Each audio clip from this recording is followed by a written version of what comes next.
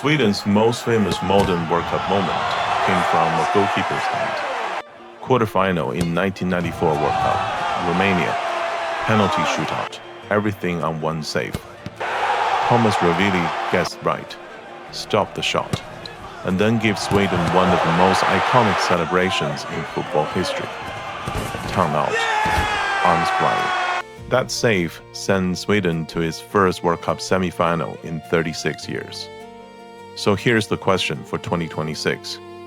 Can Sweden, after all that mess in qualifying, somehow turn itself into a real World Cup surprise? Sweden has real World Cup history. This is not a random outsider. They have been to the World Cup finals 12 times, and their best finish came in 1958 when they reached the final on home soil.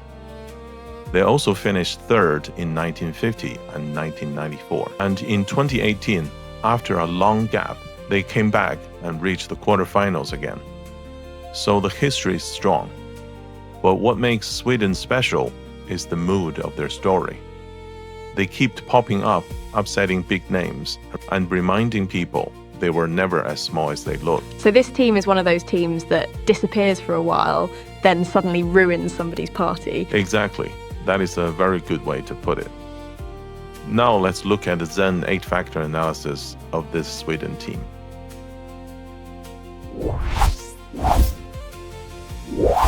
Sweden's attack is the reason people should take them seriously. This front line is real. Viktor Gyökeres is the main man now.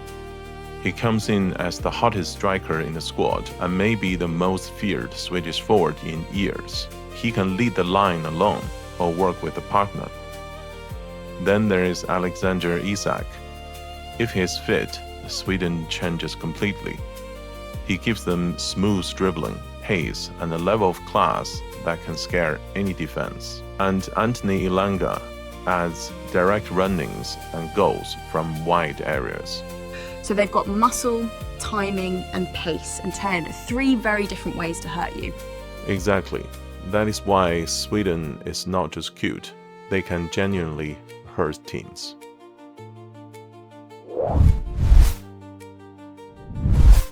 Sweden's defense is built on experience first.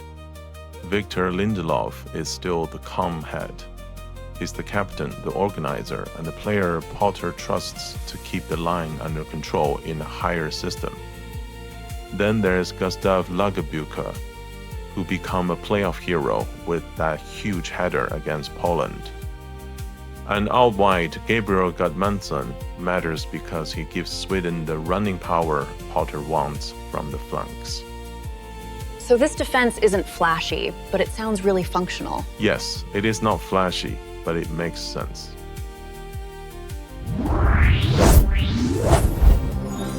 In goal, Sweden has gone for safety first.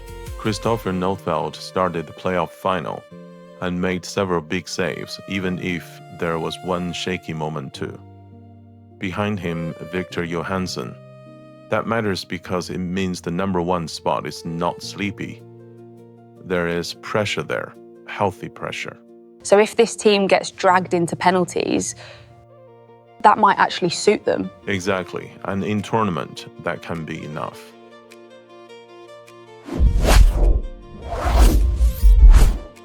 This is where the Sweden reboot gets interesting.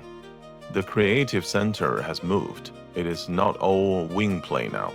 It is more central, more technical, more modern. Anton Salitros is the main artist. He drifts, combines, and creates overload all over the pitch. And then comes Lucas Berival, the prodigy, the young spark, the player who can make the game feel quicker and looser at the same time. And Jason Ayari gives them control and clever link play underneath it all. So this isn't the old hard man stereotype anymore. There's real craft here now. Exactly. That is part of what makes this new version more fun.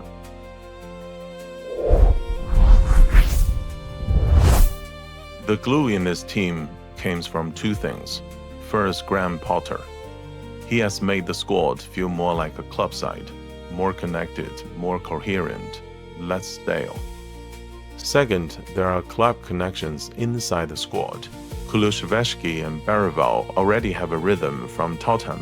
Harry adds another ready-made technical layer. So this group does not have to invent everything from scratch.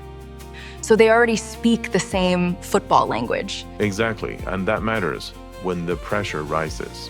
To help you to get the full World Cup experience, World Cup 6-7 team has built a suite of tools for you, including the Zen 8-factor analysis guide for all 48 teams, progress tracker spreadsheet, recipe book for the signature dishes for all 48 countries, match previews, and a lot more. I will put the link to the Ultimate World Cup 2026 guide bundle in the description below.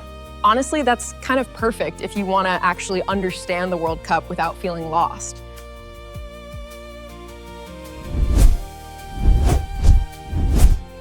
They're based in Frisco, Texas, at FC Dallas facilities.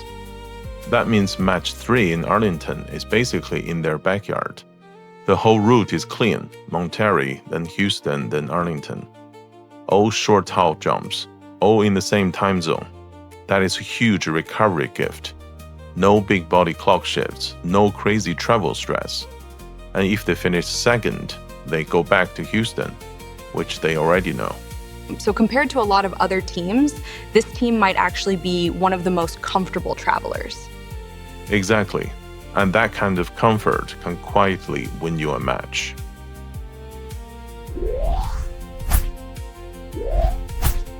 Sweden is still Sweden in the air. Big bodies, strong timing, danger from dead balls. With Lagerbielke, Lindelof, and Gyökeres, they are a problem for smaller teams like Japan and Tunisia. And the playoff final against Poland showed that again. 2 of their 3 goals came from set play chaos and second balls in the box. So for this team, a corner is almost like a real attacking phase of its own. Exactly, and that is very useful tournament skill.